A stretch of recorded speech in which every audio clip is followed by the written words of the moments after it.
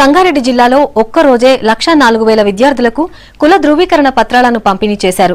కంది జెడ్పీ హైస్కూల్లో మంత్రి హరీష్ రావు ఈ కార్యక్రమాన్ని ప్రారంభించారు. వికలాంగులకు ట్రైసైకిళ్లు, బట్టలను కూడా పంపిణీ చేశారు మంత్రి. అన్ని ప్రభుత్వ పాఠశాలల్లో నెల రోజుల్లో డిజిటల్ క్లాస్ రూమ్లను ప్రారంభిస్తామన్నారు.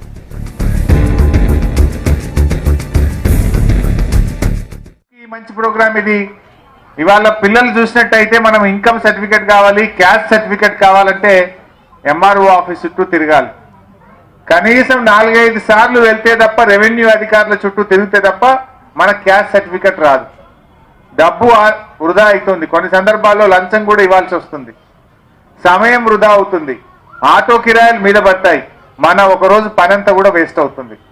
కానీ ఎవరు ఎక్కడికి వెళ్లాల్సిన అవసరం లేకుండా కలెక్టర్ గారు అనడం ఏంటి, బర్త్ సర్టిఫికెట్ అయినా క్యాస్ట్ సర్టిఫికెట్ అయినా అది ప్రజల హక్కు, అది it's not at the mercy, ఇది మన హక్కు. అది ఆ హక్కును ప్రజలకు అందించాలి అని చెప్పి మరి ఈ జిల్లాలో పాఠశాలల్లో చదివేటువంటి పిల్లలందరికీ ఇవాళ ఒకే రోజు